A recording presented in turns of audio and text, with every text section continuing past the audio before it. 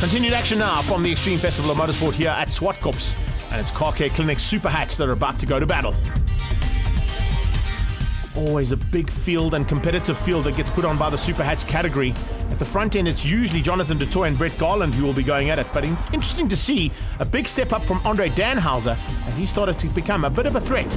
Issues right from the word go though, as we saw Francois Henning pulling to the sideline. He was on pole position after the lucky draw and unfortunately didn't start the race, which left Danhauser with a bit of an open space in front of him and looked like he might have got the drop on du Toit as they went into turn 1 around the outside, and Andre Danhauser with a great start for the Pro Auto Rubber Opel. In the middle of the pack there, you can see them all starting to sort things out there, and Forget looking for a chance to get through early. On board here with Mel Spurs, Nick Martin gets up close and personal. Courtney Nickel on the outside, and oh, that's Stoltz. Oh man, can you believe that? Problems there for Robert Stoltz as he pulled to the sideline in the Opel Kadett. Not the way he wanted to start things, that's for sure. As Nick Martin got into the thick of it, Class B looked good, but he had to try and find a way through there on Mel Spur. And the two of them going at it as the first two in Class A were just ahead of them. Toy eventually finding a way past and getting on Danhauser, and then it was Mel Spur looking to try and hang on ahead of the Class B contenders. And right on her tail was Vanna Petersen and Nick Martin. Further back, Craig Priestley eventually coming under threat from the Lopec car as the return of Stoltz got him through into a possibility of a top 10. Nick Martin out parked on the sideline. Wouter Roos testing Louis Scholz's second car, and Louis Scholz also with some problems of his own as he pulled into pit lane. Toy got it all right and eventually opened up a decent margin over Andre Danhauser to take the first victory of the day in the Car Care Clinic Superhatch.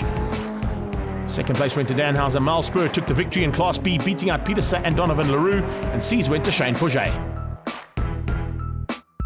Confirmation of those results: du Toit taking the victory in Class A over Danhauser, Mel Spur, Petersen and LaRue the Class Bs, and it was Forget, Van Eyck and Priestley your top 3 in Class C.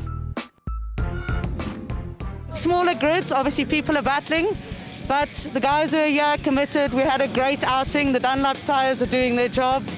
Car Care Clinics making sure we're on TV, and all our associate sponsors, we just need to thank them because without them we're not going to be racing. Awesome to be back. Superhatch will grow from strength to strength, and obviously I'm stoked to come back with a win. So here's to Heat 2. Dunlop tyres now ready to go for heat number 2 as they get ready to go into turn number 1. Will Danhauser be able to capitalize on his pole position? He had such a good outing in the first one in the Pro Auto Rubber machine, and looks like yet again another great start from Danhauser. Good to see Francois Henning back. He's got that car sorted out. And diving through for Class B on his right from the word go there, Donovan LaRue and Mel Spur coming around the outside. We're going to be fighting hard there with Wouter Roos in Class Bs as well. Shane Forget looking for a way to capitalize on the reverse grid here. He has to come from the back of Class C now. Looks like it hasn't taken him too long. Courtney Nickel looking for a way through and all squeezed out ever so slightly there. It's going to be very close between the Volkswagen products. All problems there for Wouter.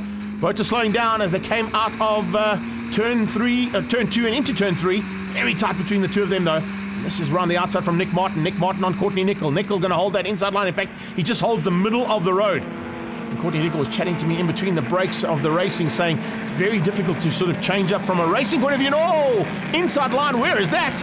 Grass tracking big time. That's not what you want. Let's have a look at a replay now. Into turn 4, Mel Spur just getting it sideways, and as you can see, she catches it, gets back on the squirt, gets on the loud pedal, keeps the loud pedal down in the front wheel drive, and heading up towards turn 5. Oh, problem for Danhauser. Danhauser's got a big issue there as he came out of turn 7, smoke from the tyres, and then off onto the sideline and out of harm's way, and fortunately out of the way of this big steam train of cars coming through here for Superhatch. So it's Henning who leads things out now. Turn around here, basically 0 to hero here at this stage with du Toit all over the back of him, looking for a way to maybe spoil his day.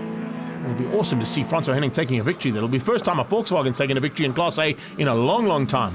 We're hoping it was going to be Danhauser in the Opel, but this time out, Henning now leads out over du Toit. In the background, just trying to pick up, I think that might be Donovan LaRue leading out Class Bs. Nice to see there Freddie Watkins in the fight for Class C's as Forget starts to make his way through. Almira Van Eyck is also in the hunt there too.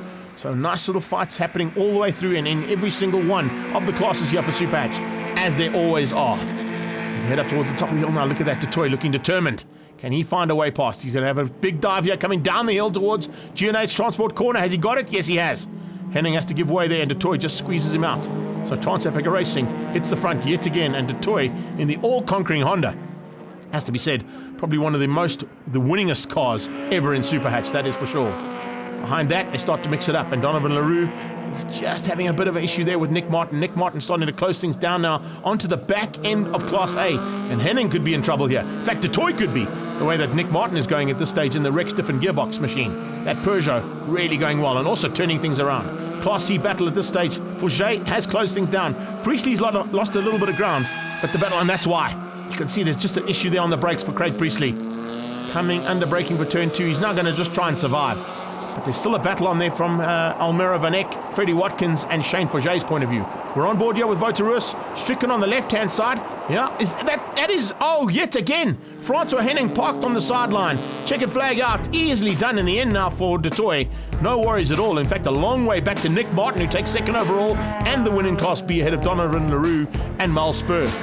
A good overall result there for Mal Spur. Courtney Nicol just behind her, taking 4th place in the Bs. Confirmation, A's went to Detroit. Martin, LaRue, Spur, Nicol, the Class Bs, and Class C, Forget, Van Eck, and Watkins beating up Craig Priestley. Let's catch up with double winner, Jonathan Detroit. It was very good. Luke, tell me, how did Dad drive? Fine. Fine. Callum, did Dad crash into anyone? No. Oh, thank goodness. First race went quite well, second race went quite well. Unfortunately, our competition isn't really here today. So yeah, we're struggling with a bit of a miss, but things are all going fine. All this Extreme Festival of Motorsport action is proudly brought to you by G&H Transport and Car Care Clinic.